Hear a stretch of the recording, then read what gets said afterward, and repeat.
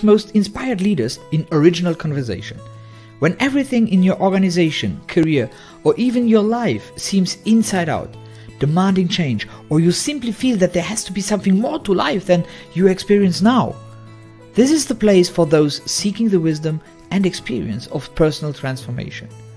Together, we will explore the intersection of our material and spiritual worlds and how we align this perceived separation in our professional and private lives.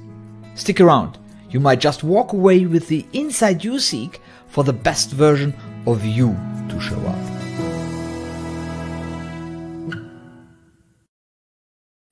Hello, dear Zentranauts.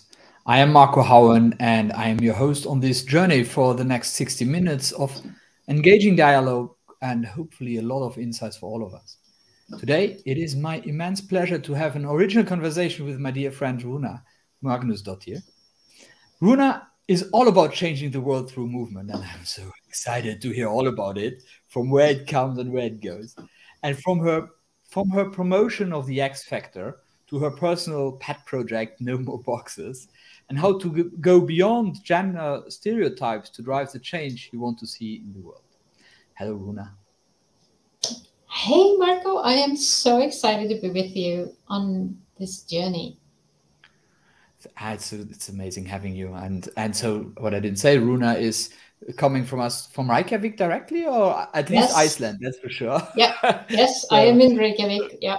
So in Reykjavik. And so it's like, just like as an opening question, what is one thing about yourself you're most passionate about right now? Whoa, that is such a good question. I just came back from the follow-up retreat with Dr. Joe Dispenza in Denver. We just spoke about it before we went live. And in that process, one of the things that we did was in a walking meditation, connecting with the future self. And I thought that concept was so interesting. And the future self that I wanted to connect with, which is very, very dear to my heart, is to truly be the ambassador for the new paradigm of gender equality. How does that sound? That sounds amazing. It's a great setup. It's a great setup for our conversation. Isn't it? So now I threw out all my questions, and I have a follow-up question. Okay. Okay, go with it. Let us dive in. What is this new paradigm? The new paradigm for gender equality is for us to wake up. We've been fooled. We've been told that because you're a man, you're supposed to fulfill a stereotypical role that is only created by your environment, it's a social construct. The same thing goes with women. And of course, for anyone that is non-binary as well. It's basically we've been told that in order to be successful, in order to be safe, in order to be free to express ourselves, you need to do this because you're a woman, or you need to do that because you're a man. Because Marco, men, they are strong leaders. They don't cry. They actually don't have any emotions. No, we're not. No, we are really amazing creatures, I tell you. That's what I am saying, exactly. But here's the thing. When I've been drilling into this concept for so many years, it feels to me, when I look back, it feels like I've been doing this for my whole life. I just never quite got it. Why people were behaving differently, expecting different things from people because of their genders, the role that were played, and all. It's like a game for me, and I never quite got it. Then I've been working on this. I don't even know where to start. I founded a online website, community site for women business owners 2007. I'm the past vice president for women business owners in Iceland. I am on so many global advisory boards when it comes to gender equality worldwide. And through all this work and looking at all the things that we have achieved in this area here in Iceland, I always felt there was something, a puzzle that didn't fit into that picture. And because here's the thing, the more that this notion, this black and white talk about women are this and men are that, and here's, feminine leadership is rising and toxic masculinity, all of these things, all of these terms, all this black and white thinking, I just didn't quite get it. Why it was needed in the first place, and secondly, where did that actually come from? So can I continue with the story? Yes, please. I'm passionate. So here's what happened. So in 2018, I am invited to speak at a conference that was held at the United Nations headquarters in New York. And I was along there with my change makers, which people in the transformational world. And the conference was about the 3 out of the 15 UN Sustainable Development Goals, where we're talking about gender equality, sustainability, and peace. And in one panel, one of my change makers and business partner, Nick Haynes, he gets this question. He gets the question, why haven't we reached the UN Sustainable Development Goals on gender equality? And Nick, he simply says, well, it's the core reason is because we keep putting people into boxes. And although it is a way for humanity to understand things, the problem really rises when we expect people to live and behave as these boxes. And Margot, I was sitting there in the audience at that time, and I had my matrix moment. It was like, what am I seeing here?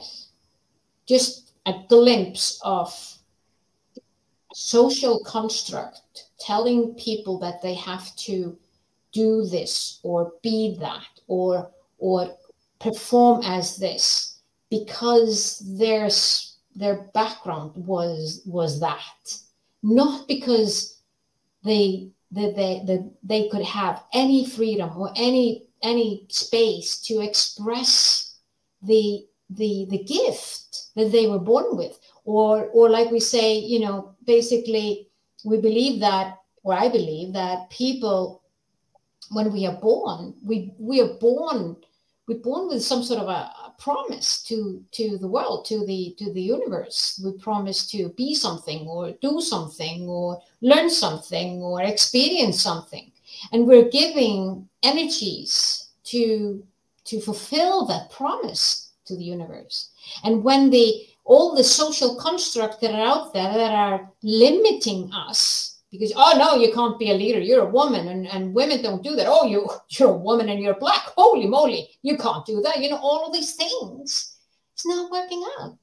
Because where does our focus go? It doesn't go into being in our flow and being in doing things that we are really passionate about and we want to share to the world. No, we're being put into a box, and in many cases, these boxes don't even give us oxygen to breathe.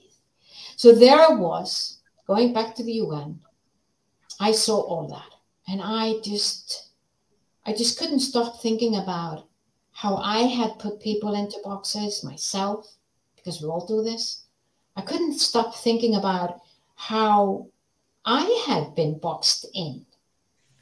And can I interrupt you for a second? Yeah.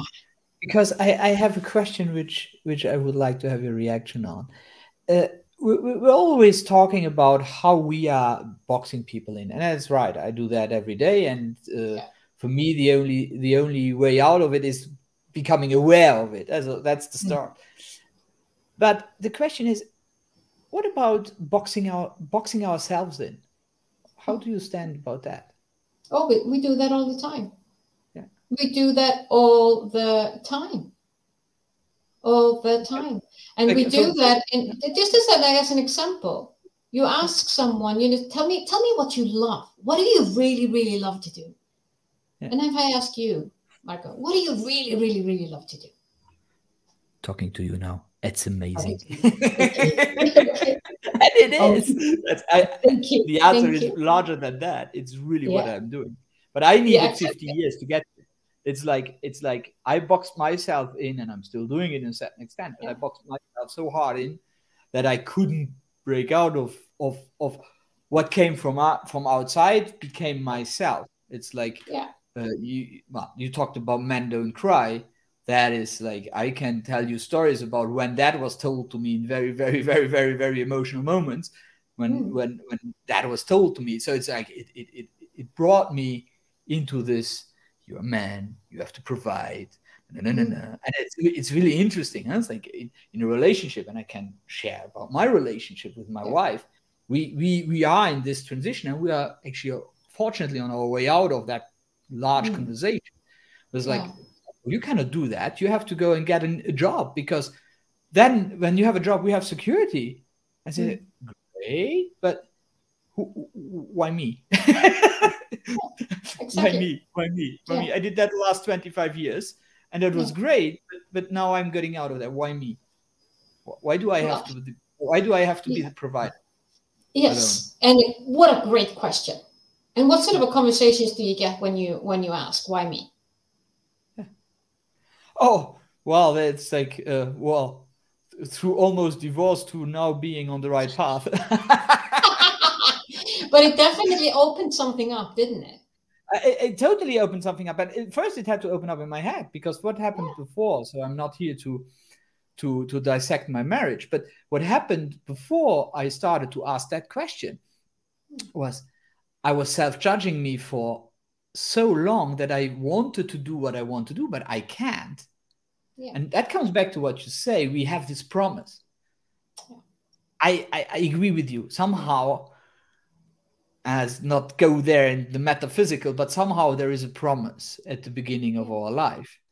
And everybody somehow gets or should get there. And we are holding ourselves back. I hold myself back by all this self-judgment. Oh, I cannot go there. Who am I? Who am I to do that? Who am I to do that? Yeah, exactly. Someone else can, not me.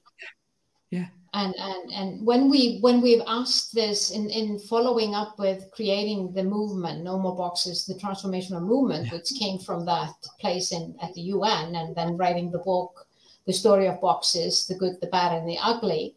And now lately launching the manifesto for the new paradigm for gender equality, where we are just looking at this and opening up space for people to explore what was my promise?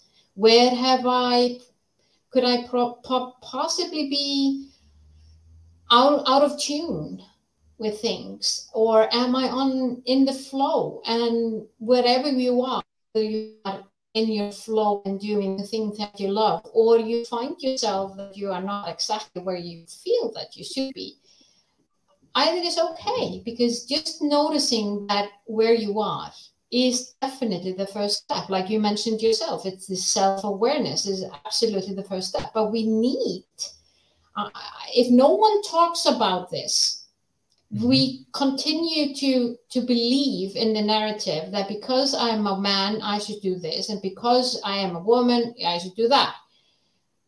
And with no conversations around it, nothing changes. So it is about having conversations like you did with your wife. And yes, look where it got you. Yes, did you take chance with your marriage? Yes, you did. But the outcome is what we're looking at. And it's going through these, of course they can be complicated, these questions that come up. But if we manage to do it in a way that we are exploring and we're curious and we're just wondering and we're just looking at the world, say, am I, how do I experience myself? Am I experience myself as the creator that I was born as? Or am I experience myself as just nobody?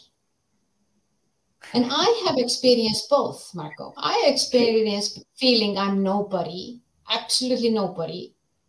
And I've experienced feeling that I'm on some path, some fulfilling, something that is so deep inside of me that I just can't say no to it. And the difference between the two is... It's beautiful what you say. And there's so many things I would like to ask now. Let me just ask one. What was the pivotal moment between being nobody and being somebody, or seeing that we are? Let me not say somebody, but because that's like seeing yourself, between being nobody and seeing yourself. What was the pivotal moment, if there was a pivotal moment? It was many moments. It was gradually coming for me. How would you describe it then as a time in those quiet moments in meditations? It's when going deep within and experiencing your source, experiencing who you really are at the core, and then seeing that it's getting that deep satisfied feeling that is, as natural drug as you can go for, because it's your body is expressing it and showing it to you, and then you realize, hey, what if I just take the chance and listen to that inner voice and trust that inner voice? And what if I just take one tiny step today? What if I just notice more how I have been reacting to things and stop? Just sit there for a while and watch what is coming up for me, and just question, why do I need to judge this person? Why do I need to judge myself? All of these are these little moments that at least have, for me, moved me from feeling I'm absolutely nobody to I'm enough.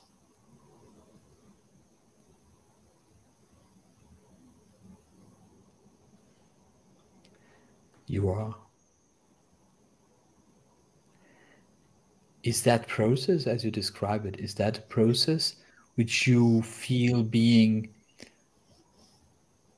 done, or is that something which goes on or changes, or how do you live that now? I look at it as a journey. And because as human beings, we are not black and white. We are not either or. We are not masculine or feminine, or, that mix that is also being put on us, that we have to, no, you have both of this. No, you're just energy. Why do we constantly need to label it? Because each time we label it, it has some effect on us, because we associate these labels with different things. And it took me so long, Marco, to understand that. It took me so long to understand why I could not stand it when I was told that I needed to step into my feminine power. I hated that sentence. Hated it with my guts. I could not, for the life of me, I didn't want to be anything that was feminine as I saw feminine. Yeah. Does that make sense? Yeah, so what I understand, and it is really interesting, because what I understand from my perspective, it's like, all these words have an emotional charge, different emotional charge for everybody else. So, and when we label it, and I'm just trying to give back what I heard, when you label it, well, then you create this charge and you bring it to the other ones, which then maybe there's something, because when I prepared for this and looked at how you want to destroy feminine and masculine energy, I have a hard time with that because I come from a totally different angle when we talk about that. So I label it so differently. Yeah. And then I was sitting there and I was listening to Nick to an interview of Nick, and I said, oh, okay, well, this is totally other stuff. So this is another label. and if I understand right, not labeling it allows us to just see the deep truth. Yeah. Because I see it, the way that I'm seeing this these days is that we are being blindsided, because our focus goes, it's so easy as a human being. You want to be accepted. You want to be safe. You want to be part of the group. You want to be loved, appreciated, all of these things. And of course we want to therefore fit in. And wherever we live, wherever we're born, there is a certain social construct there. And in some countries, there are, they're different from country to country or culture to culture. And it's not that we as human beings are so different. It's what we are brought up with that is different. That means with the latest, now I know I'm aware that I'm going from one thing to another, but with the latest research with epigenetics and quantum physics, and what has the research of how we can change our own firing and wiring, means today that even though you're brought up with maybe not as much freedom as someone else, it doesn't mean that you can't find that freedom in you. It doesn't mean that you can't go and do the work that you need to do to find your flow, and just question the social construct that you've been brought up in, believing that you have to behave in one way or another by your gender. Just question it. And I'm not saying, I said we are so used to this, Marco, that I think the more of us that understand that we're just human beings, and we're born with promises that that we want to fulfill, and we're giving energies in form of the body, the container that we live in, and it is our responsibility to allow that energy to flow in our body so that our body can nurture us throughout life, if we are that lucky to have life to live. And I feel very strongly that we always have a choice. We have a choice to to say, no, that's a BS that sees going on. Of course, here's men are like this, and no women would ever do anything like that. You have a choice to believe in that. Sure, absolutely. Just ask yourself, how is that working for you? It is not. And then you have a choice, and then you have another choice, and that is to think, I'm curious. If I've been blindsided, and I haven't really seen this, could my life be more interesting even if I start to explore? What did I promise when I was born? What was my promise? And could I actually fulfill my promise? And what would that mean to my life? Just being curious on that. What do you think, Marco? What would that be for you? Okay, well, I can talk hours about that, because I always say that I was literally created for a task. And that's very harsh in front of my father, which I love very dearly. And in a sense, I was created to take over family business. And so as my daughter and that's really funny, as my sister was a sister, And that was not in the logic of my father, that a woman will take over the farm. So another social construct. Exactly. We are back. Exactly. How clever she is to run a business, or how stupid you are. No. No, it's and even that is was not meant negatively. It is not like that. It's just like, yeah, that woman don't take over the farm. Point. Yeah. So and it comes exactly to your point.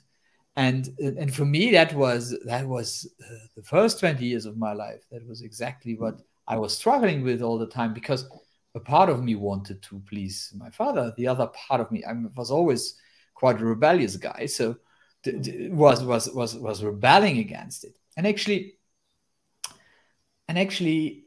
the external conditioning won. That's my language or my narrative. But the external conditioning won, in the sense that I became a farmer, studied that, till the moment I couldn't do it anymore.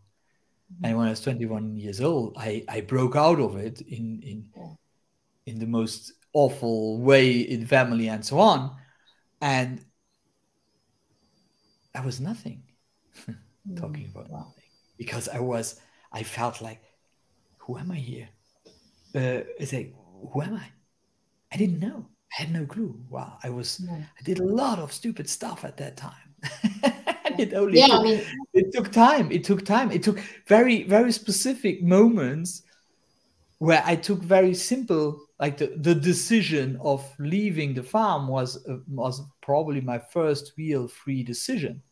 And it was the end of a chapter and the beginning of the new one. Then there were other ones, like very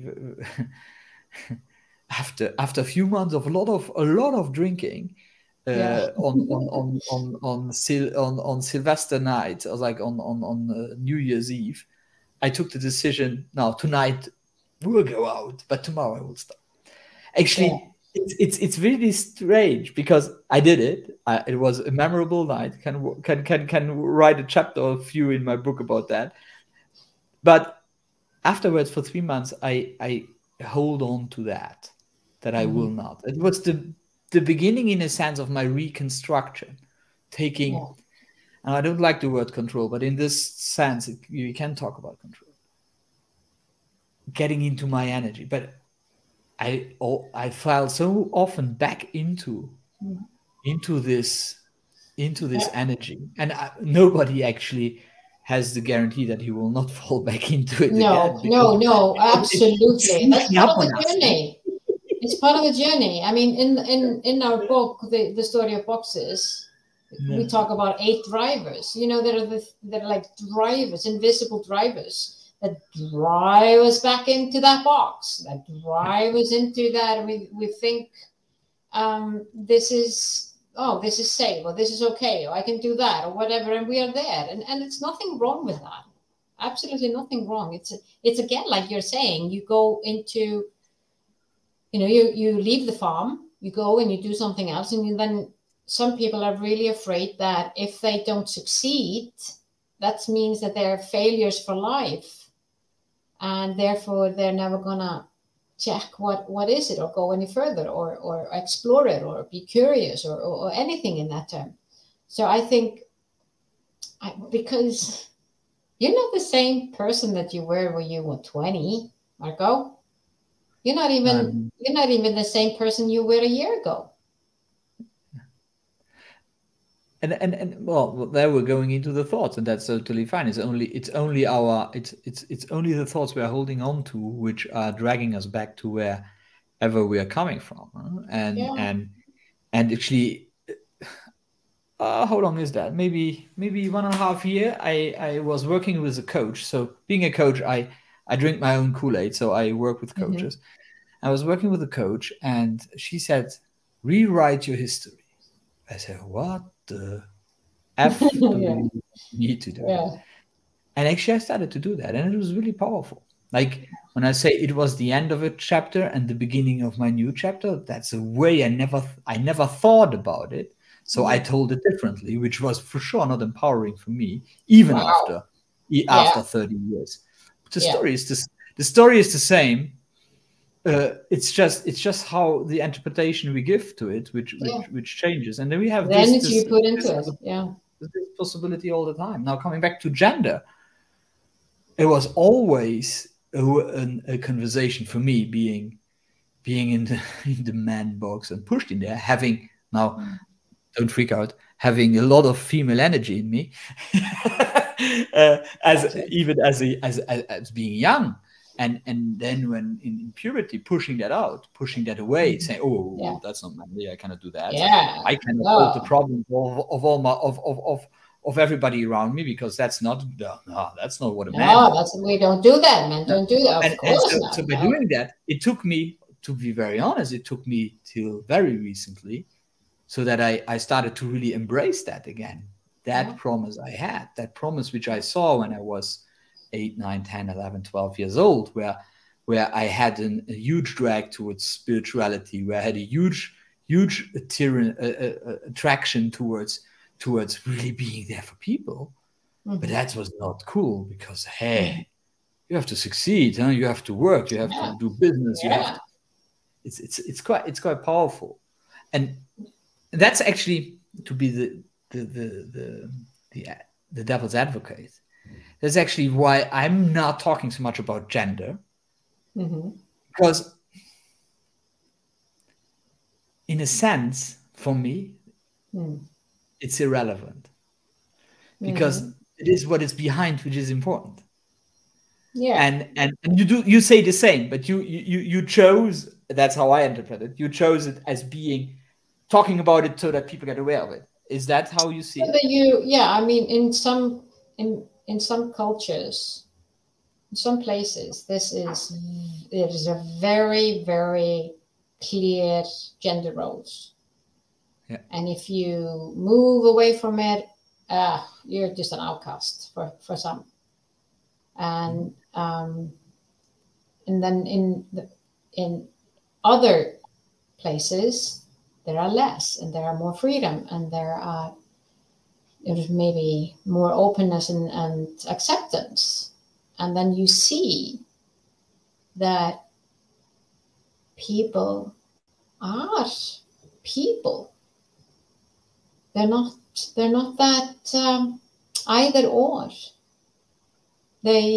People are in all of the, well, I think we're now we're more than 7 billion of just diversity. It's when we fall into the trap that we should be something else, or we need to do something because we were born this gender. And it takes away our focus. It takes away our love for life often. Because we don't feel that we're good enough, because we didn't fulfill our moms or our dads or the family tradition or the society tradition, or whatever it is that we're not fulfilling.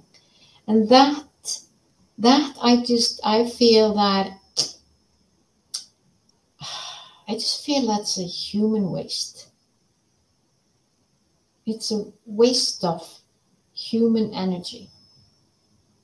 And as a result of that, we see people feeling depressed. We see people lonely. We see people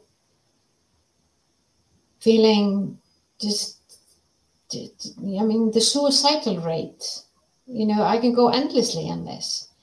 And I'm not going to make it so simple that it's just because of this. I'm just saying that this particular thing of believing that you need to fulfill the stereotypical role by your gender,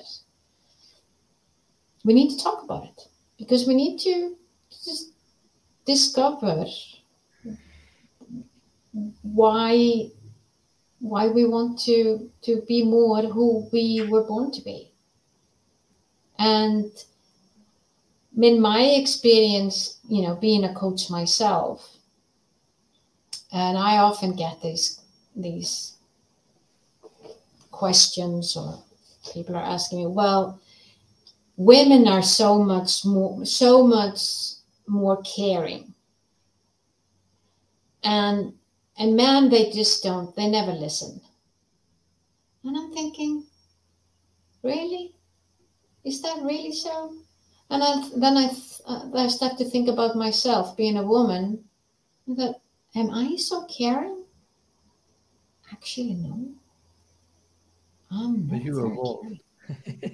I'm actually not. You know, that's something that I really have to work on, to be caring. And I needed to work on my emotional intelligence, and that is something that is my ongoing work, to allow that to be more part of me. And just knowing that I can add that in, I also know I need to take something out.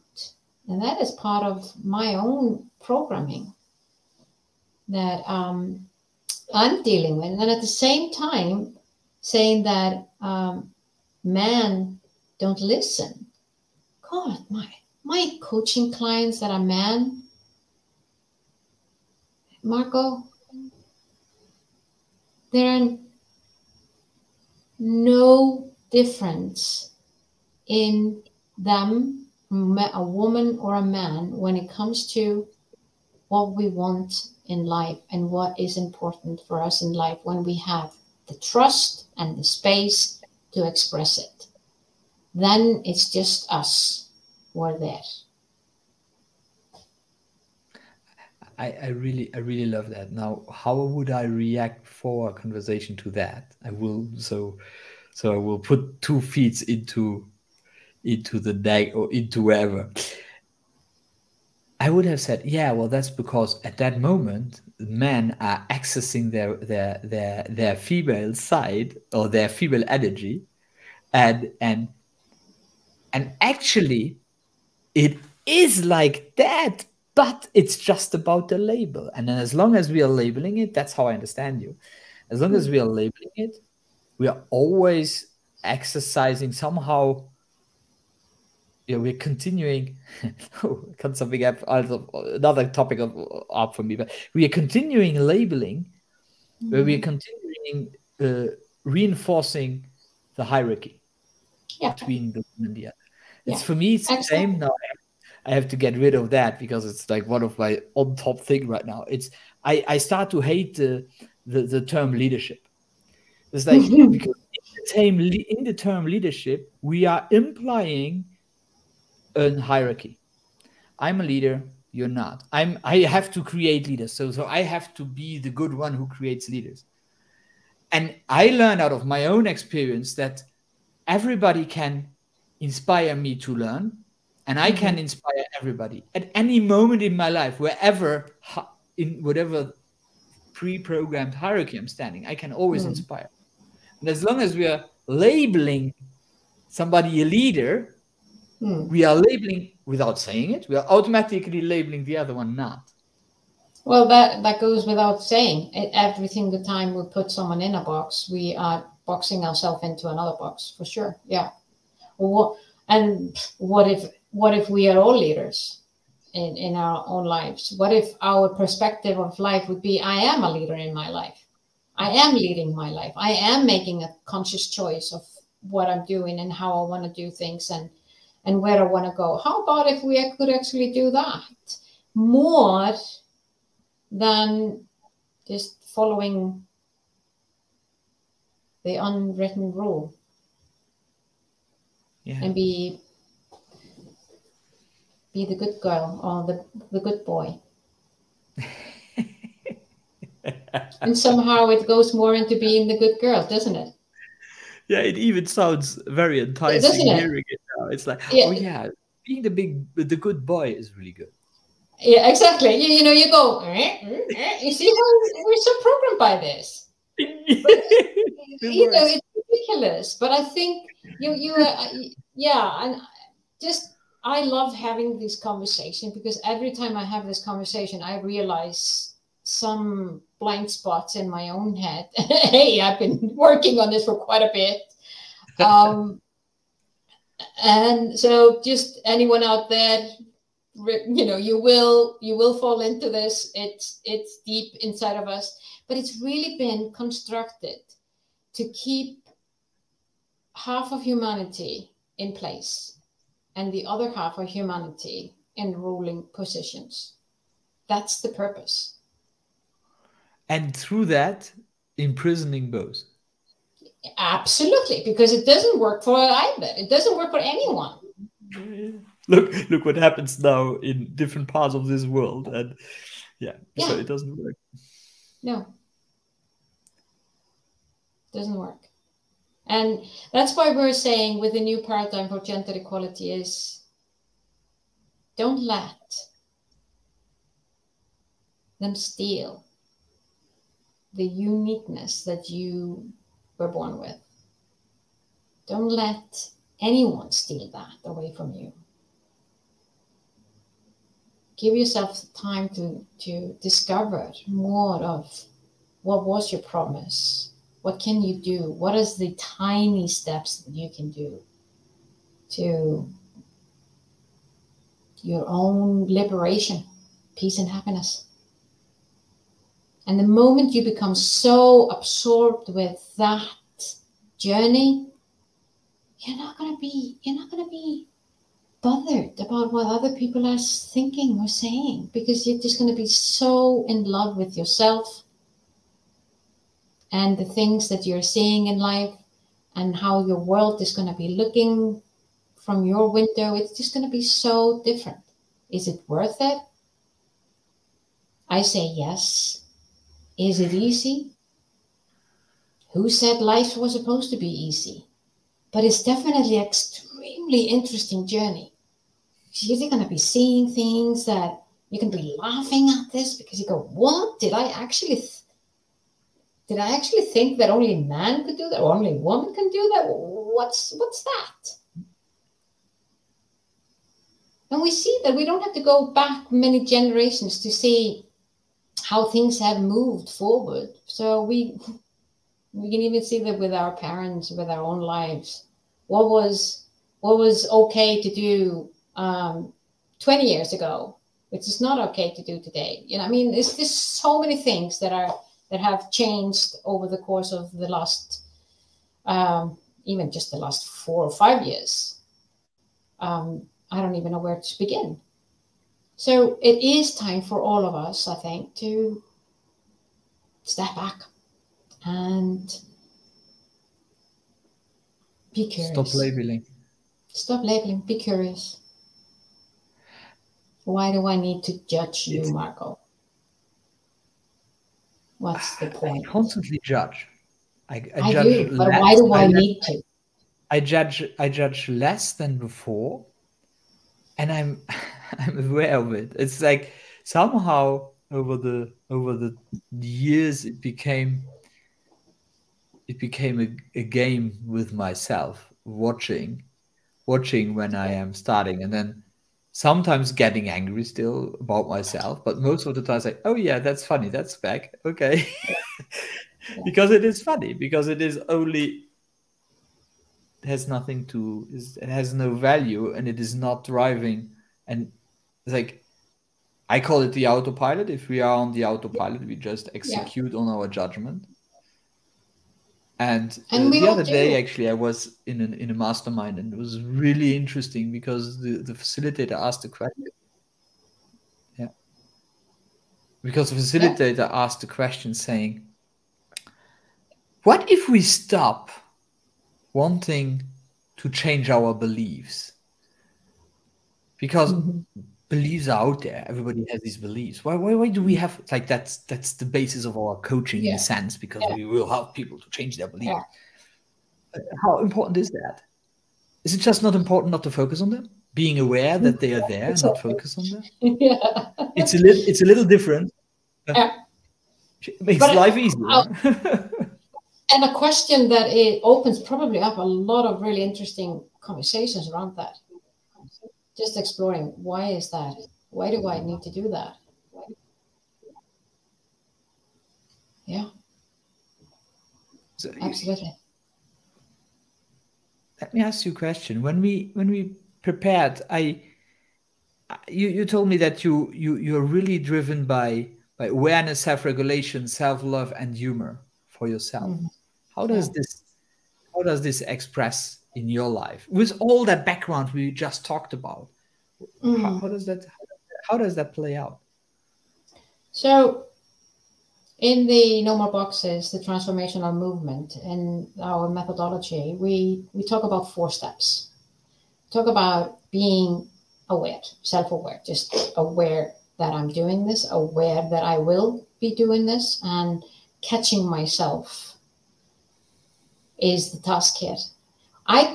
However, being aware is only 1 step out of 4. The second step is to do something about this awareness.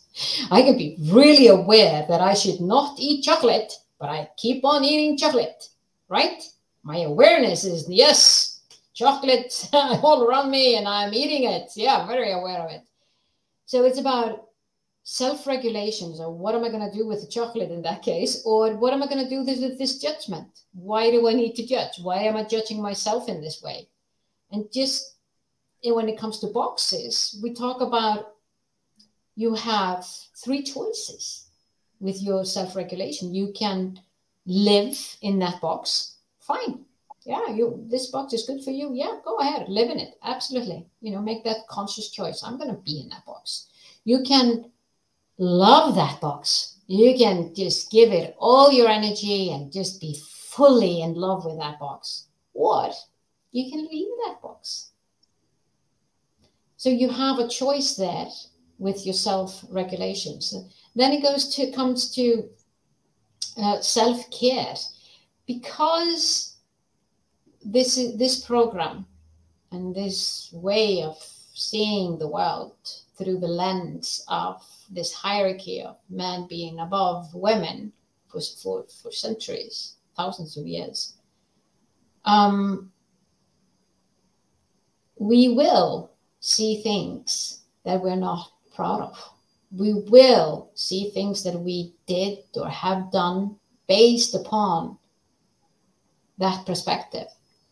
And that can be painful when you realize, when you become aware and you have changed your behavior. So self-love and self-care is important, so that you don't start to break yourself down and, go back into, who am I and why am I doing this? And I'm always this one, blah, blah, blah, blah, all of that. It's not going to work with you. So you have thinking about your self-care, thinking about, that comes into food and meditations and mindfulness, all of those things that a lot of people are really growing into today. So that's number 3. And 4th, for me, is really important, and that is to have humor for myself. Being able to laugh at this ridiculous behavior and talk about it in a way that people go, oh, I just did that myself. What just happened? And make it a little bit lighter, because we talked about it earlier around our energies and how we're vibrating.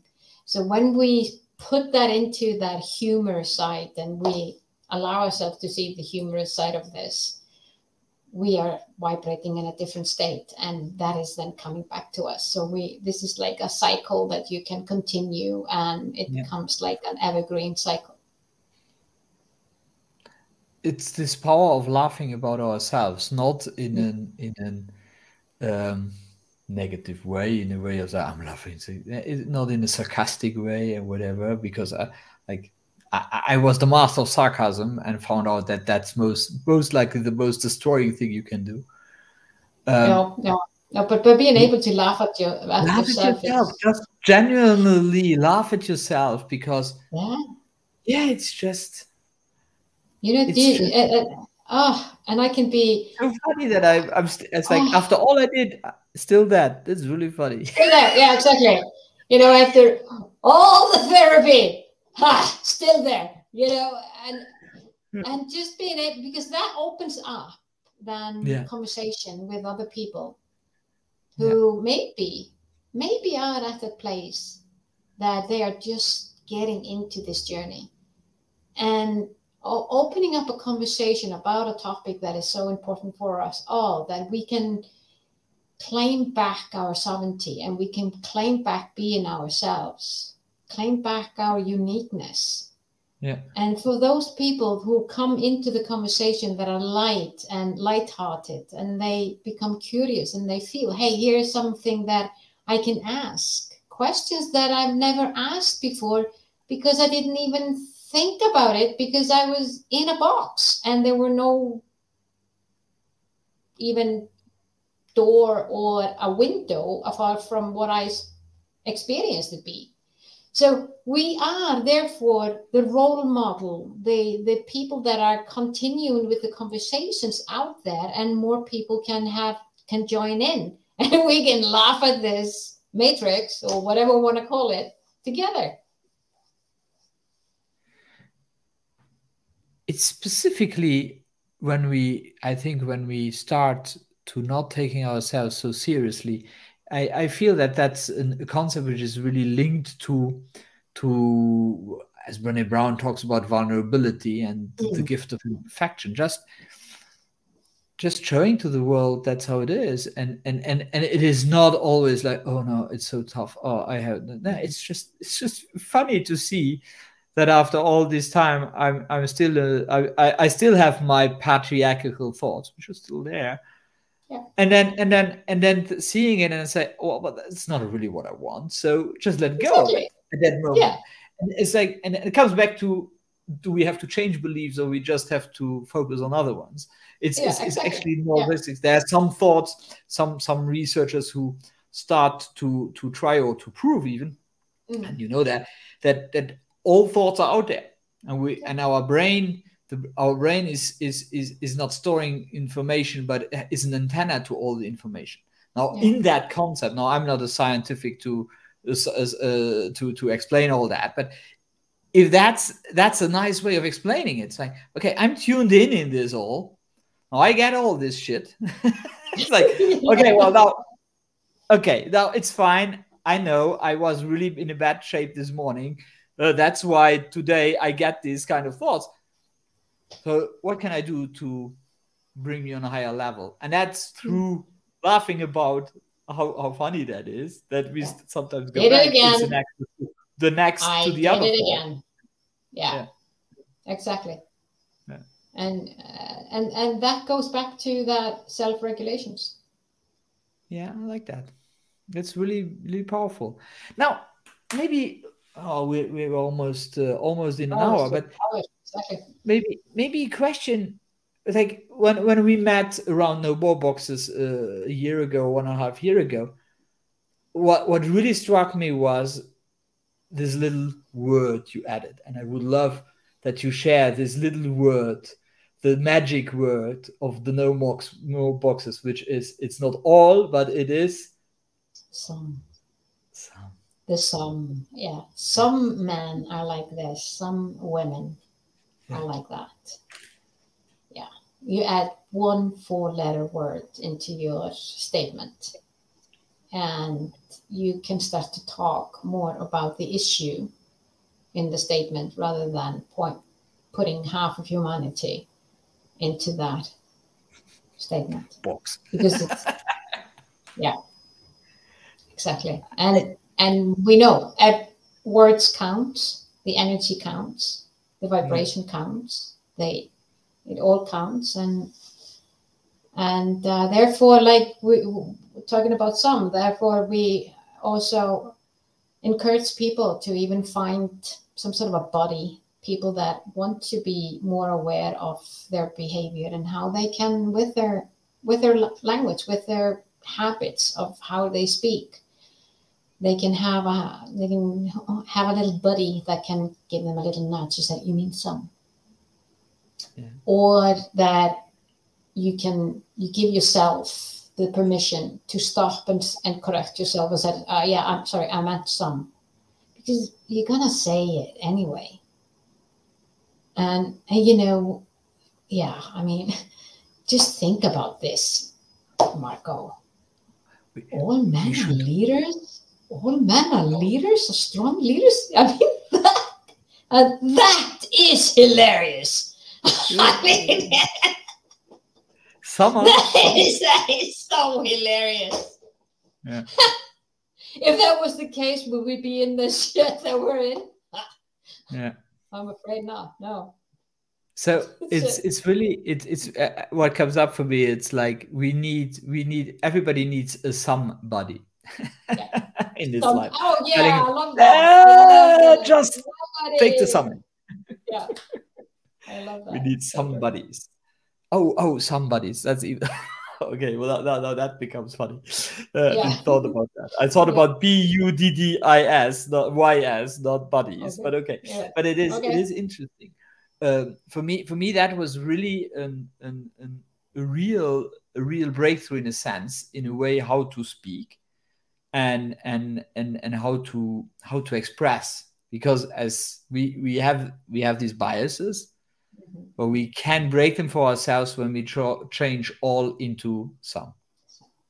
We can start to break it, and I think that is freakingly powerful. So I'm really thankful for that you made that distinction for me and created that distinction for me. Now, maybe as a last question, as I saw the No More Box movement, it was really about boxes, not about gender. What made you change really from or what happened? We're still in the boxes. We're just opening up that particular box called the gender box. Okay. And because we're both Nick and I and our advisory board is been very just concerned about that particular box to be opened up, because we're also seeing in the world that we're living in, we're seeing more and more people not experiencing themselves to be either gender, which is interesting as well. The rise of non-binary, rise of transgender. We no longer have two genders officially.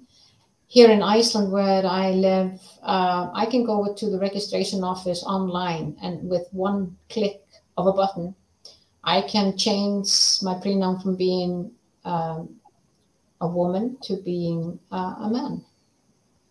And I can be registered as a man without any implications at all. How do you see that? How do I see that? I mean, that is the law. The law had now you can choose. Yeah, you can choose what you want to be seen as, and it's just very interesting. It's very interesting because at the same time we created loads of laws around gender balance, like gender balance in